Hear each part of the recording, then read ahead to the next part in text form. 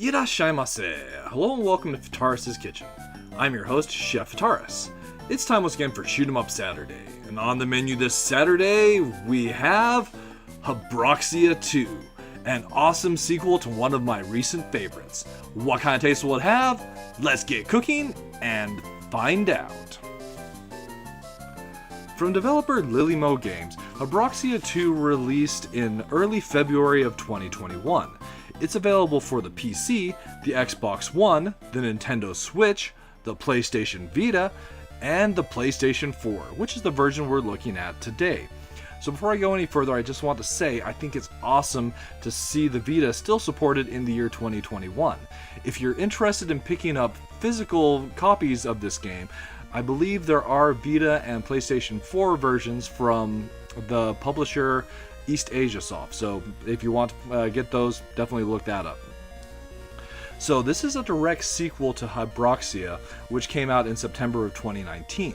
Like its predecessor, the stages incorporate this interesting horizontal to vertical scrolling, which is one of the features I really enjoyed from the original. But in addition to that, it adds a twin stick shooting element, and for those of you who are watched my channel for a while, you might know that I absolutely adore twin stick shooters. So for that reason and several others, this one is a solid recommend from me. The price point is great, the value in the game itself is great, and it's just a really fun retro shoot 'em up. I also really appreciate that cute little message that is there at the beginning when you start up the game. You work hard to earn your money. Your time is precious. Thank you for buying and playing our game. So that just helps drive home how much they care about the people that are playing their game, and I really appreciate seeing a message like that. But rather than continue to talk about the game, let's actually look at it. So here we find ourselves at the main map of the game. This is the map that will be our central hub for all the various stages that we can access. This game has kind of a non-linear exploration, as there will be branching paths throughout the course of your gameplay. And you would see this after completing the tutorial. I kind of wanted to show you how it looks when you start the game. It actually will be very different from a more complete playthrough, as it has of course, filling out the map, the branching paths, and there's also a really extensive upgrade system. So going to level 1, the Circumstellar Disk, a mining operation bordering the alien system, and we have a few goals that are represented there as well. Starting that up, we're taken to a special weapons screen. I'll explain this a little more in detail as we look at through a different stage, but the interesting part is that we have a forward-facing special weapon and a rear-facing special weapon. Unfortunately, at this point, all we have available is just the Vulcan.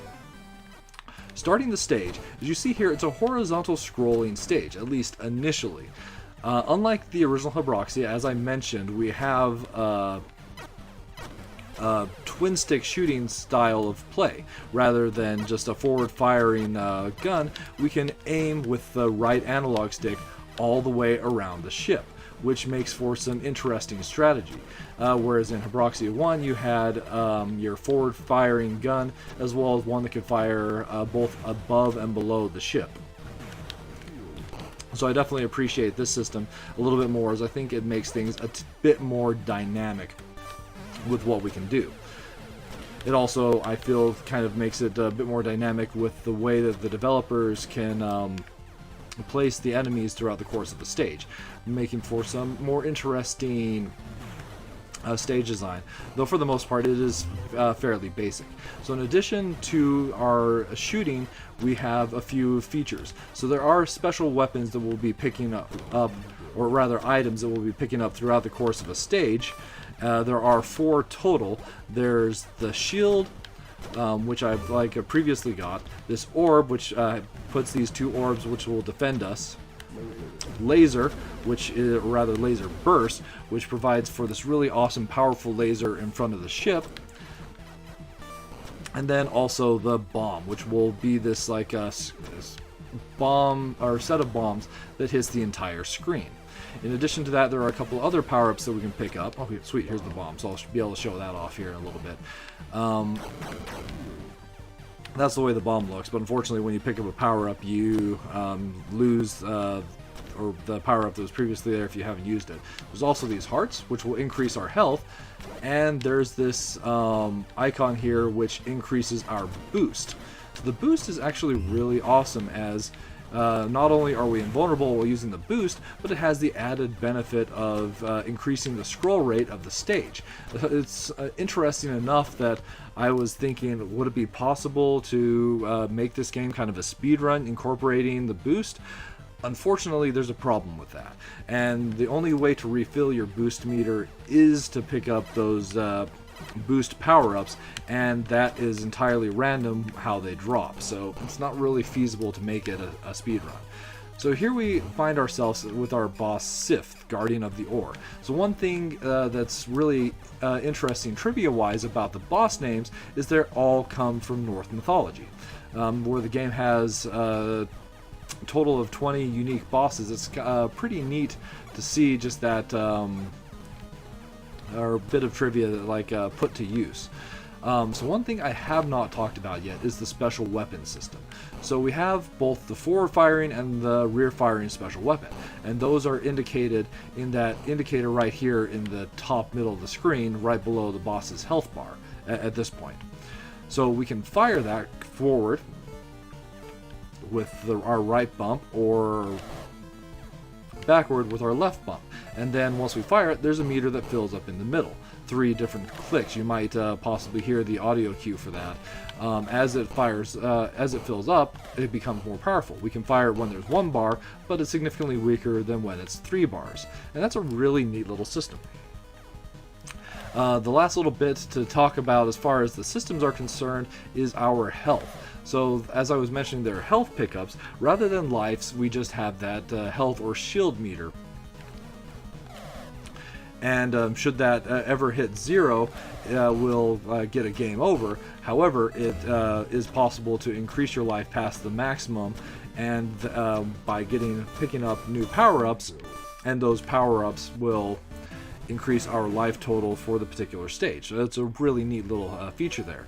Once we defeat a boss, they of course drop some credits, which we'll be using in our upgrade shop, and then we're taken to this level summary, which also gives us an additional credit reward based on our performance. After that, we're taken to our ship upgrade, which we'll talk about later, so we'll just skip past that. I'm actually going to show you an interesting feature, so I'll be back in just one moment. And here we are once again approaching the end of the first stage. But rather than taking this top path, we're actually going to take this lower path here and destroy these walls. This opens up a secret path which takes us to a different bomb. There's actually several stages throughout the course of the game that have these branching paths in them.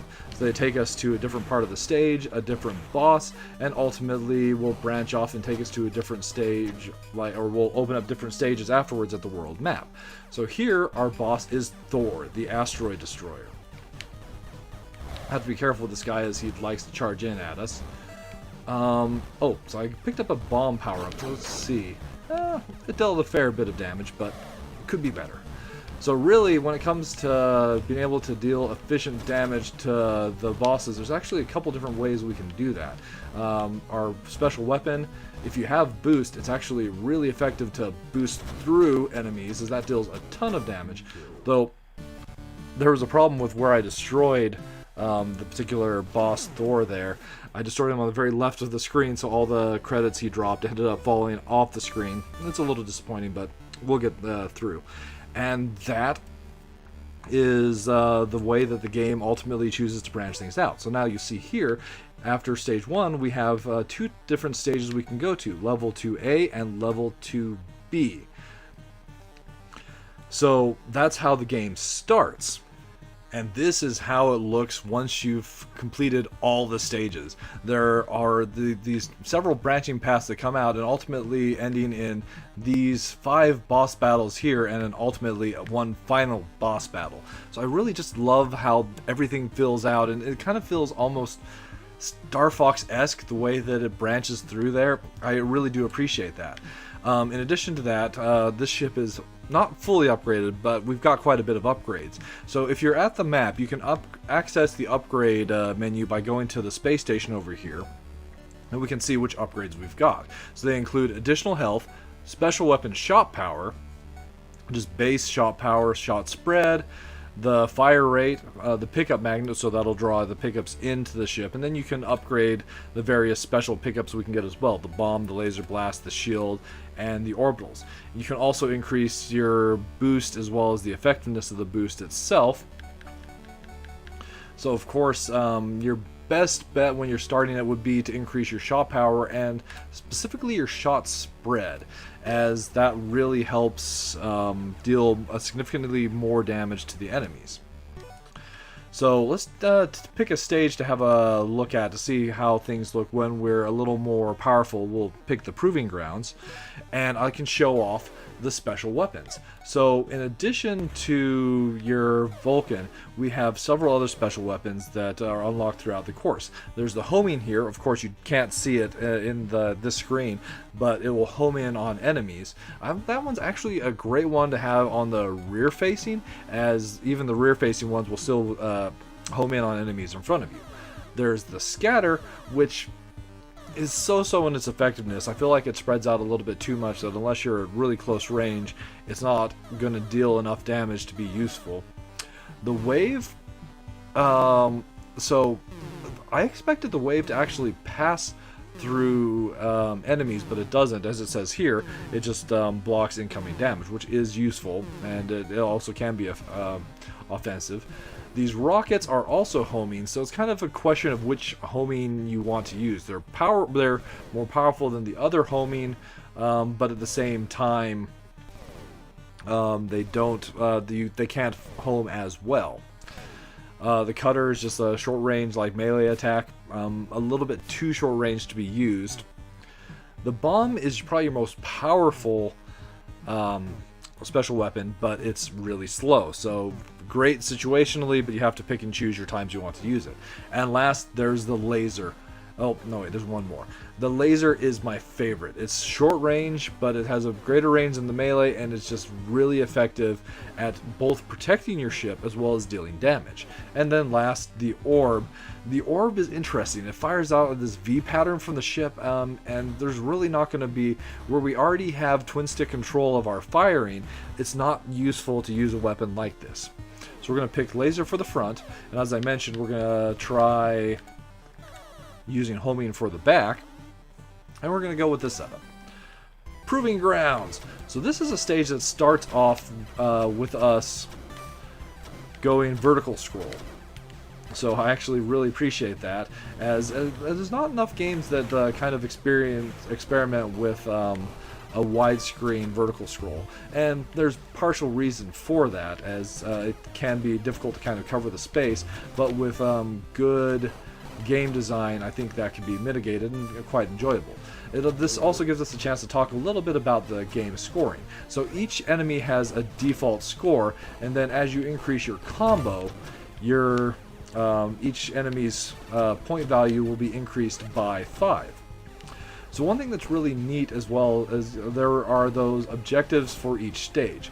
There's a bounty and an astronaut that you need to save from every stage, save for the final boss fights. So those bounties, there's one special enemy among various groups of enemies in a stage that is a different color than the others, and that's your bounty for that stage. The astronaut, of course, is an astronaut that's in a bubble that we need to rescue. You do need to be careful, though, as it's possible to kill the astronaut by shooting them. So here we saw the stage once again transition from the vertical scrolling to the horizontal scrolling, making it just feel a little bit more traditional, something like Gradius, maybe just with like some different elements to our firing.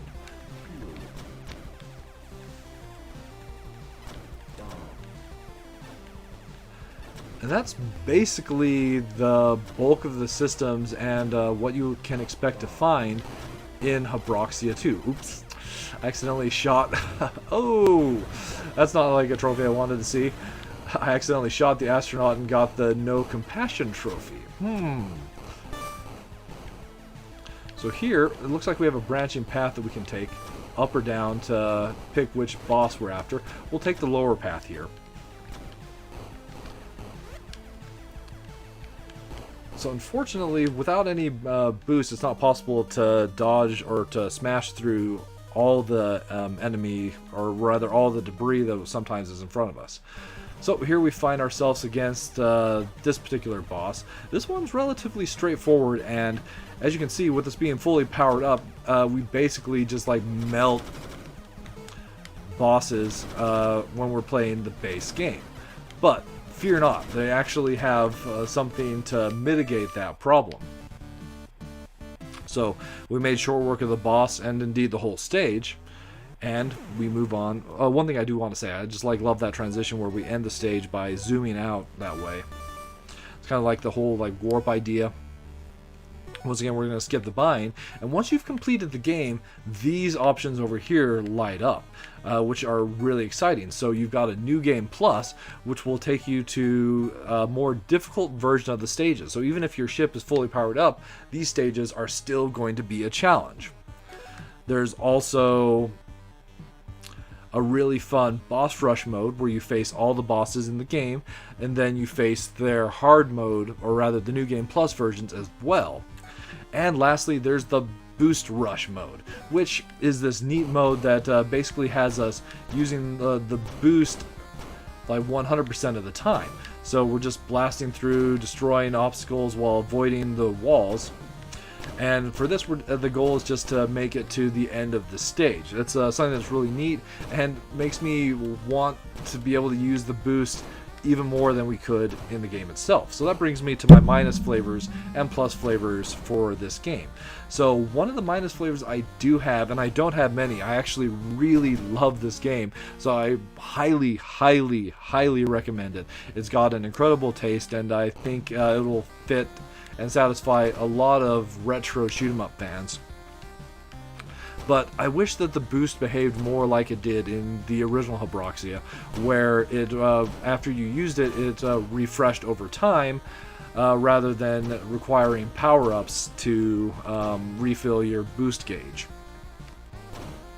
And then another, this one's not as big of an issue, but I do wish that there were more stages in this boost mode, as I think this is a lot of fun, but there's only just the one stage. So after you've completed it, provided you're not getting rusty or trying to talk while playing through it,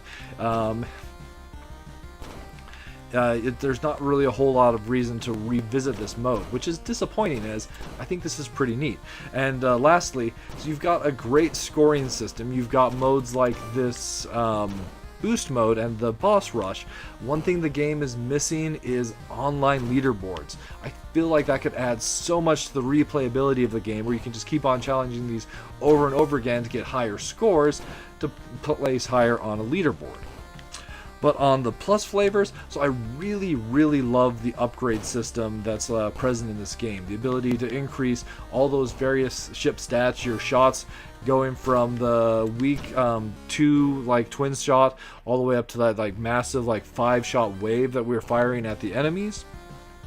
I also love the navigation of the map, how we're just unlocking all these multiple branching paths and encountering multiple bosses at the end of the game. And then really, at the end of the day, the last plus flavor for me is I've just had fun playing this one. It has that classic retro feel, but with some really nice modern touches, such as the changing between the horizontal and the vertical scrolling and the twin stick shooting system that was added to this particular title. So once again, at the end of the day, this is a title that I really can't recommend enough. I think this one's a truly wonderful gem and a great price point to boot. Alright, so that'll just about wrap it up for this week's episode of Shoot 'em Up Saturday. As always, I want to thank you so much for joining me this week, and I look forward to seeing you again next week.